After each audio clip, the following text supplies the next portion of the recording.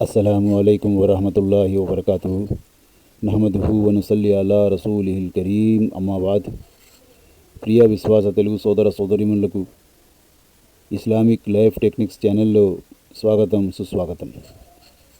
మిత్రులారా, మనము ఉపవాసాల ఆదేశాల్లో ఉన్నాం. అందులోని భాగంగా ఈనాటి పాఠం దివ్య ఖురాన్లో ఉపవాసాల ప్రస్తావన. ఉపవాసం 5 ఇస్లామీయ విధుల్లోని ఒక విధి. ఉపవాసం పూర్వపు సమాజాలపై కూడా విధిగా ఉండేది. పాపాలకు దూరంగా ఉండి మంచి పనులు చేసేందుకు శిక్షణ ఇవ్వటమే ఉపవాసాల లక్ష్యం. అల్లాహ్ తఆలా ఖురాన్లో ఇలా ఆదేశిస్తున్నాడు: విశ్వసించిన ఓ ప్రజలారా, ఉపవాసం మీకు విధిగా నిర్ణయించబడింది. ఇది మీకు పూర్వం ప్రవక్తలను అనుసరించే వారికి కూడా విధించబడింది. దీని ద్వారా మీలో భయభక్తులు జనిస్తాయని ఆశించబడుతుంది. అల్-బఖరా 183. రమజాన్ నెలలో బ్రతికుండే ప్రతి ముస్లిం ఆ నెల శాంతం ఉపవాసం పాటించడం విధి. ప్రయాణీకులకు, వ్యాధిగ్రస్తులకు ఉపవాసం విషయంలో రాయితీ ఉంది. అయితే వారు ఆ ఉపదేశాలను రమజాన్ తర్వాత తప్పకుండా పూర్తి చేసుకోవాలి. వ్యాధిగ్రస్తులు, ప్రయాణికులు ఉపవాసం పాటించనందుకు ఎలాంటి పరిహారం చెల్లించనవసరం లేదు. రమజాన్ మాసం ప్రత్యేక దైవారాధన, దైవస్తోత్రం చేయవలసిన మాసం. అల్లాహ్ తఆలా ఖురాన్లో ఇలా ఆదేశిస్తున్నాడు: పవిత్ర ఖురాను అవతరించిన నెల రమజాన్ నెల. ఈ గ్రంథం మానవులందరికీ మార్గదర్శకం, రుజుమార్గం చూపే, సత్యాసత్యాలను వేరుపరిచే స్పష్టమైన ఉపదేశాలు ఇందులో ఉన్నాయి. కనుక ఇక నుండి ఎవరైతే రమజాన్ నెలను చూస్తారో వారు ఆ నెల మొత్తం ఉపవాసం పాటించాలి. అయితే వ్యాధిగ్రస్తులైన వారు లేదా ప్రయాణంలో ఉన్నవారు ఆ ఉపవాస దినాలను వేరే దినాలలో పూర్తి చేసుకోవచ్చు. అల్లాహ్ మీకు సౌలభ్యం కలుగజేయాలనే అభిలషిస్తున్నాడు. మిమ్మల్ని కష్టపెట్టాలనే తలంపు ఆయనకు లేదు.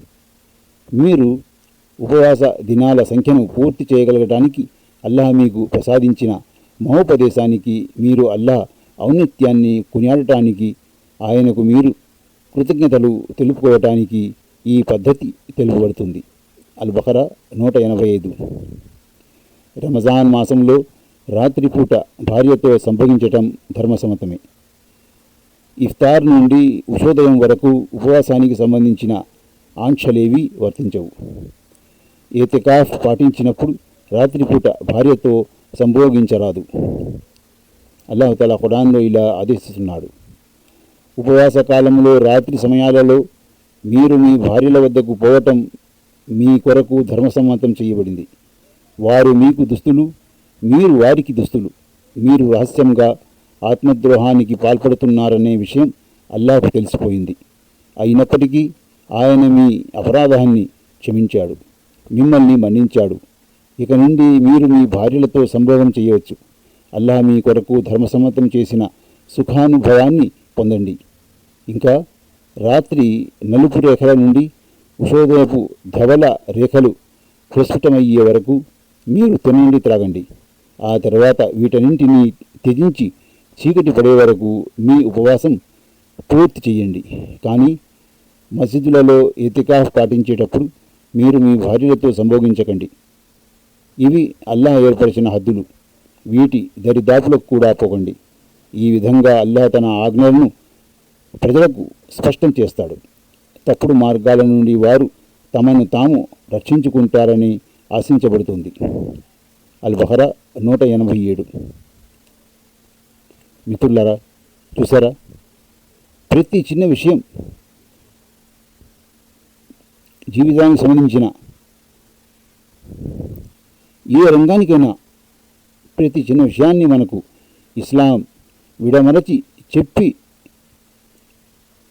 దాన్ని ఆ సమస్య వచ్చినప్పుడు ఏం చెయ్యాలి అనేది కూడా మనకు తెలుపుతుంది.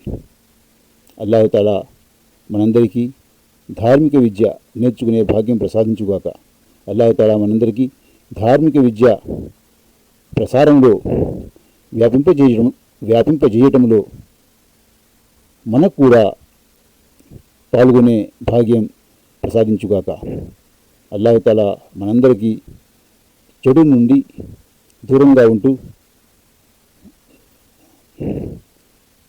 విశ్వాసం మరియు సత్కార్యాలు చేస్తూ జీవితం గడిపే భాగ్యం ప్రసాదించుగాక. ఆమీన్. వ ఆఖిరు దావానా అనిల్ హమ్దులిల్లాహి రబ్బిల్ ఆలమీన్. అస్సలాము అలైకుం వరహమతుల్లాహి వబరకాతుహు.